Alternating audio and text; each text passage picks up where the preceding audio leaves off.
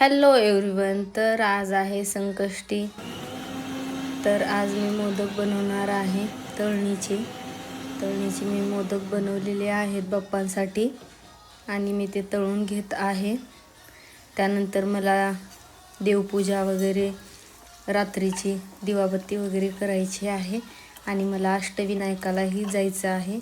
तर आज मी तुम्हालाही घेऊन जाणार आहे अष्टविनायकाला, लातूरच्या अष्टविनायक मंदिरला. तुम्ही नक्की बघितला असाल.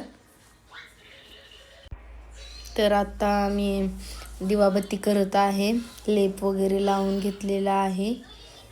उंबरट्याला रांगोळी वगैरे काढून छान अशी घेतलेली आहे आणि त्यानंतर बाहेरची दिवाबत्ती करून घेतली उंबरट्याची. नंतर मधली सुद्धा घरातली करून घेतलेली आहे मी. आणि यामध्येच खूप वेळ जातो माझा. स्वयंपाक वगैरे करून ही सगळी कामे करून घेतलेली आहेत मी, कारण मंदिरला जायचं आहे म्हणून.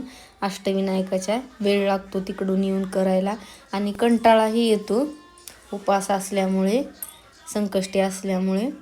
त्यानंतर मी मधली गणपतीची पण पूजा करून घेतलेली आहे. नैवेद्य वगैरे मोदक वगैरे दावून घेतलेले आहेत बाप्पाला आणि मी आता तयारी करत आहे अष्टविनायकाला जायची. मोदक वगैरे, फूल वगैरे आणि तुपातल्या वाती वगैरे घेतलेल्या आहेत सोबत आणि मी निघाली आहे. तर चला मग आज आपण जाऊया अष्टविनायकाच्या दर्शनाला आणि तुम्हीही दर्शन घ्या बाप्पाचे. मला तोरण बांधायचं होतं नारळाचं. मी नारळाचं तोरण वगैरे घेतलेलं आहे. नंतर आम्ही निघालो. हराळी वगैरे घेतलेली आहे, हार वगैरे घेतला मी. त्यानंतर मंदिरामध्ये आली आणि बाप्पाचे दर्शन घेतलेले आहे मी.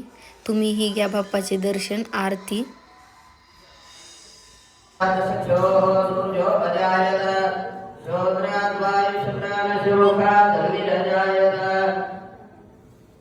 सर्वमंगलमांगल्ये शिवे सर्वार्थसाधिके शरण्ये त्र्यंबके गौरी नारायणी नमोस्तुते. हरि ओम. अस्तु श्री मंगलानि भवन्तु. सुखकरता सुखहरता भद्रा विघ्नाची सर्वे कुलदेवे सर्वादे वासी सर्वादि संसारा उच्चे सुरासी सर्वे मान सर्वे माते मान कामना भवति.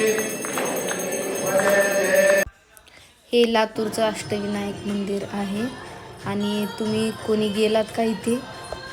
तर कसं आहे मग आमच्या लातूरचं अष्टविनायक मंदिर, नक्की कमेंट करून सांगा. भेटूया पुढच्या व्हिडिओमध्ये. व्हिडिओ आवडला असेल तर नक्की लाईक, शेअर